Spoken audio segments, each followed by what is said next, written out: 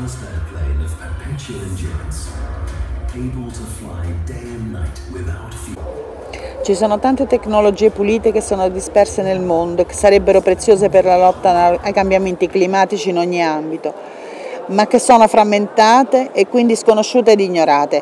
Per questo Bertrand Piccard, fondatore, presidente e pilota di Solar Impulse, l'uomo che è riuscito nell'impresa considerata impossibile di volare ininterrottamente intorno al mondo su un aereo alimentato con energia solare, a COP22 annuncia la sua offerta. La Fondazione Solar Impulse costruisce una piattaforma globale di condivisione delle tecnologie pulite e la mette a disposizione del mondo impegnato nella lotta ai cambiamenti climatici. E lo scopo dell'Alleanza mondiale delle tecnologie pulite è quello di permettere qui sont dispersés dans le monde, dans des start-up, des petites entreprises ou des grandes entreprises qui sont fragmentées entre elles, qui ne se connaissent pas souvent, qui manquent de financement, simplement parce qu'elles sont ignorées et inconnues.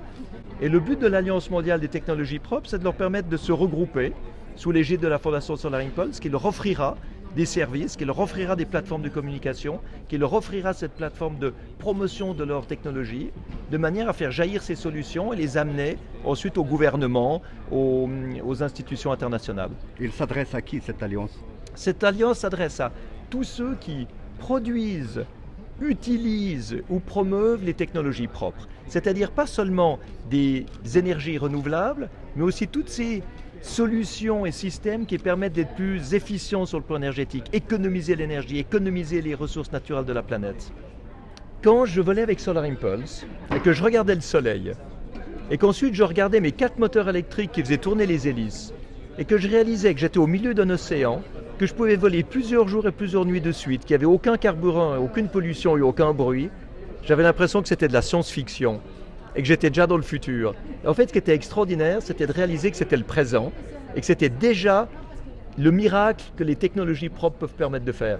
Donc imaginez, si vous pouvez faire voler un avion jour et nuit sans carburant, c'est clair que les mêmes technologies peuvent être appliquées dans la vie de tous les jours pour isoler des maisons, pour des voitures électriques, des pompes à chaleur, des réseaux intelligents de distribution d'énergie. Et c'est ça qu'il faut promouvoir aujourd'hui.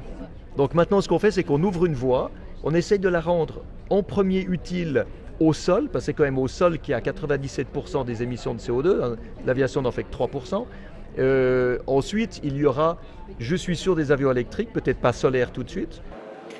Ma perché partire proprio dal Marocco? Et le Maroc est crédible.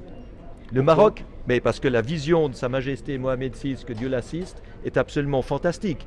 52% d'énergie renouvelable en 2030. Et il y arrivera. Il y arrivera parce qu'il a déjà commencé. Il ne dit pas on va commencer demain, il dit on commence aujourd'hui. Et vous avez aujourd'hui des éoliennes qui produisent du courant électrique à 3 centimes le kilowattheure au Maroc. Vous avez de l'énergie solaire qui produit de l'électricité à la centrale de Ouarzazate. Il y a tout un développement fantastique.